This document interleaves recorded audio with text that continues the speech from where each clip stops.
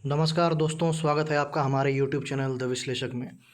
जैसा कि आप लोगों को बहुत बेसब्री से इंतज़ार था कि बीपीएससी आखिरकार कब ऑफिशियल नोटिफिकेशन जो है एग्ज़ामिनेशन का जारी करेगी। ये इंतज़ार आपका अभी ख़त्म होता है और अभी कुछ देर पहले ही बीपीएससी ने अपने ऑफिशियल वेबसाइट पे 67वीं बीपीएससी से संबंधित ऑफिशियल नोटिस जारी कर दिया है, जिसमें बताया गया है कि ये परीक्षा 21 सितंबर को ही ली जाएगी। नज़र डालते हैं उस नोटिस पे। ये देखिए, अभी अभी ही वेबसाइट पे बीपीएससी ने इसे अपडेट किया है। जैसा कि बहुत सारे कॉल रिकॉर्डिंग से सामने आ रहा था कि आज शाम तक जो बीपीएससी है वो नोटिस अपने वेबसाइट पे डाल देगी। तो जितने भी प्रकार की संभावनाएं अलग अलग यूट्यूबर जो व्यक्त कर रहे थे कि कुछ लोग पटना मिलने जा रहे हैं, क्या कर रहे हैं, उन सारी चीज़ों से अब कोई मतलब नहीं रहा। बीपीएससी ने पूरी तरीके से साफ़ कर दिया है कि वो 21 तारीख को ही परीक्षा लेने जा रही है। आप देख सकते हैं, ये ऑफिशियल नोटिस है। 67वीं संयुक्त प्रतियोगिता पुनर्परीक्षा दिनांक 21/9/2022 दिन बुधवार को 12 बजे मध्याह्न से 2 बजे अपराह्न तक एकल पाली में आयोजित की जाएगी। इस संबंध में आयोग के द्वारा दिनांक 1/9/2022 को प्रेस नोट जारी किया जा चुका था। यह परीक्षा वस्तुनिष्ठ प्रकृति की है। अभ्यर्थी 11 बजे पूर्वाह्न तक परीक्षा केंद्र में प्रवेश कर लेंगे। उक्त परीक्षा का ई प्रवेश पत्र आयोग के वेबसाइट दिनांक 14 सितंबर 2022 को अपलोड कर दिया जाएगा। अभ्यर्थी प्रवेश पत्र डाउनलोड करने हेतु अंतिम समय का इंतज़ार नहीं करेंगे। तो जैसा कि आप देख सकते हैं कि अब पूरी तरीके से जिस भी प्रकार का ये संशय चल रहा था कि कब होगा कब नहीं होगा, अभी तक ऑफिशियल नहीं आया है। कुछ चवन्नी छाप यूट्यूबर नवंबर का ऐलान कर रहे थे कि नवंबर में होगा, जैसे कि लगता है कि बिहार लोक सेवा आयोग के अध्यक्ष ने उन्हें ही पदभार अपना दे दिया हो और वो सबसे ज़्यादा ज्ञानी हो। ऐसे लोगों के चपेट में आकर के बहुत सारे अभ्यर्थियों का जाहिर सी बात है समय बर्बाद हुआ होगा, मोटिवेशन लेवल डाउन हुआ होगा। लेकिन मैंने शुरुआत के दिन भी ये वीडियो बना करके जानकारी दे दी थी कि 21 तारीख को ही परीक्षा होने वाली है। इसके बावजूद भी तमाम यूट्यूबर अलग अलग प्रकार की आशंका व्यक्त करते हुए बहुत भ्रम की स्थिति फैलाए हुए थे, जिसकी वजह से अभ्यर्थियों का जाहिर सी बात है जो कंसंट्रेशन था वो वीक हो रहा था और उनकी मनोस्थिति ख़राब हो रही थी। अब चूँकि 14 तारीख को एडमिट कार्ड जारी किया जाएगा और वो काफ़ी कम समय रह जाएगा, इसलिए जो लोग बाहर से आ रहे हैं उनके लिए थोड़ा सा समस्या हो जाएगा कि टिकट मिलने की थोड़ी समस्या होगी। खैर, आप अगर बाहर से आ रहे हैं तो एक दिन पहले का टिकट पटना तक तो करा ही लीजिए, क्योंकि जहाँ भी आपका सेंटर होगा आप वहाँ से तो जा ही सकते हैं।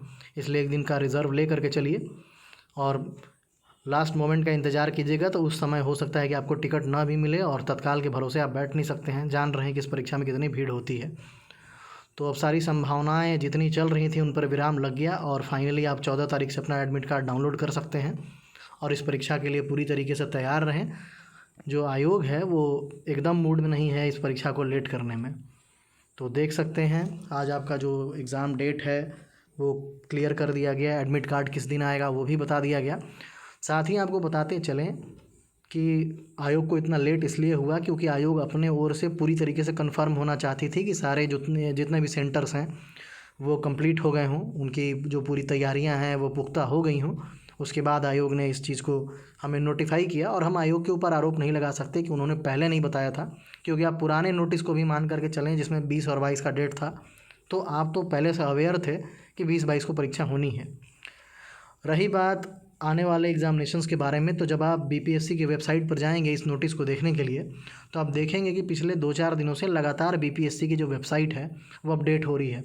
बहुत सारी वैकेंसीज जो बैकलॉग में पड़ी हुई थी अलग अलग तरह की, उन सारी वैकेंसीज़ का एग्ज़ामिनेशन जो है वो कंडक्ट कराने के लिए डेट्स निकाले जा रहे हैं। अभी भी आज जाइएगा तो आज लगभग वेबसाइट पर 3 नए इन्फॉर्मेशंस जो हैं अपडेट हुए हैं। उसमें आप देखिएगा कि किसी परीक्षा का जो मुख्य परीक्षा होना बाकी है उसका भी शेड्यूल और उसके बारे में जानकारी जो है अपलोड की गई है। तो अगर आप गौर करें कि जिस दिन माननीय चेयरमैन मीडिया के सामने आए थे और उन्होंने अपना जो मंतव्य था वो रखा था और उन्होंने क्लियर बताया था कि वो कोशिश कर रहे हैं कि दिसंबर तक सारी बैकलॉग वैकेंसीज़ को वो क्लियर कर लें। इसके बाद आने वाले टाइम में योजनाबद्ध तरीके से वो एक कैलेंडर निकालेंगे, जैसे यूपी पीसीएस या यूपीएससी निकालती है, और उस कैलेंडर पे अपने परीक्षा कराने का पूरा कोशिश करेंगे। जाहिर सी बात है अगर परीक्षा का कैलेंडर पहले निकल जाता है तो आयोग को अपना डेट एडजस्ट नहीं करना पड़ता, बाकी जो भी परीक्षा इनके साथ क्लैश हो रही हैं वो अपने आप को एडजस्ट करते हैं। तो एक बहुत ही अच्छी पहल की शुरुआत होगी। जाहिर सी बात है कुछ लोग जो कुछ यूट्यूबर हैं बीपीएससी का नाम लेते ही इसके बारे में बुरा भला बोलना चालू कर देते हैं, कोसना चालू कर देते हैं। अरे भाई, हर दिन वही स्थिति थोड़ी ही रहेगी। चीज़ों में सुधार हो रहा है, चीज़ें आगे बढ़ रही हैं तो जाहिर सी बात है सुधार होगा। यूपी पीसीएस को भी देख लीजिए, उसमें सुधार हुआ कि नहीं हुआ। जेपीएससी को देख लीजिए, जहाँ 5-5 साल लगता था एक एग्ज़ाम को कंप्लीट होने में, वहाँ 250 दिन में 7वीं जेपीएससी कंप्लीट करा दिया गया।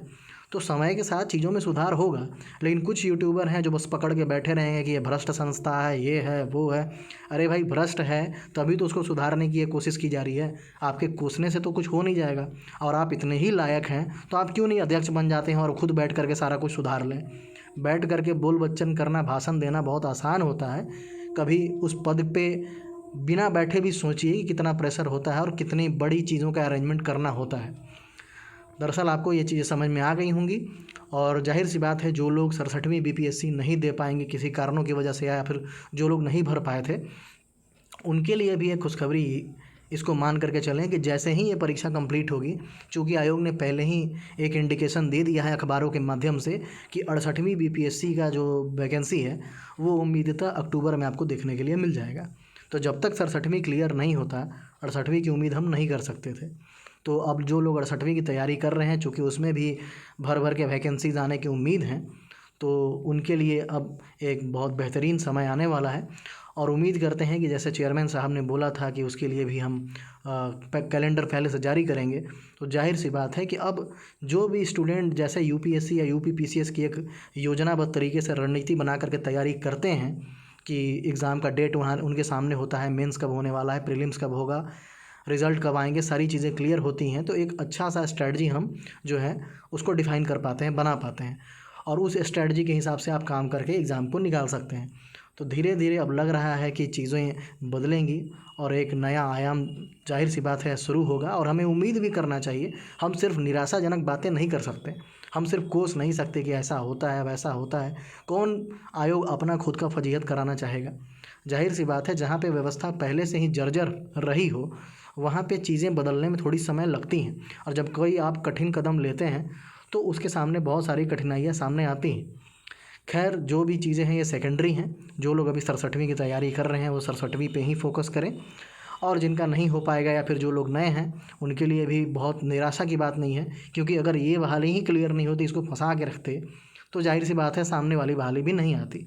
तो इसलिए अब अपनी तैयारी को हमेशा मिशन मोड में जारी रखें। क्योंकि अगर मान करके चलिए, जाहिर सी बात है प्रैक्टिकली सोचिए, इसमें 5,90,000 से ज़्यादा लोगों को तो रिजेक्ट ही होना है। तो उनके लिए नई अपॉर्चुनिटी के रूप में 68वीं बन कर के आएगा, जिसमें सीटों की संख्या जो जानकारियां मिल रही हैं 1000 के आसपास होने की उम्मीद है, तो वो काफ़ी हैं। तो अगर आप अपनी तैयारी को अभी से ही फॉर्म में रखेंगे तो इसके बाद अगली बहाली में भी आपका काम आएगा। और जिस प्रकार से अगर चेयरमैन सर की बात को अगर मान करके चलें तो हो सकता है कि अगले साल के फरवरी या मार्च तक आपको एक और प्रीलिम्स लिखने का मौका मिले। तब तक के लिए आप 67वीं बीपीएससी की अपनी तैयारी को और धार देते रहें। धन्यवाद। और कृपया इस चैनल पर अगर पहली बार आए हैं तो ज़रूर सब्सक्राइब करें। आप सभी का धन्यवाद। All the best.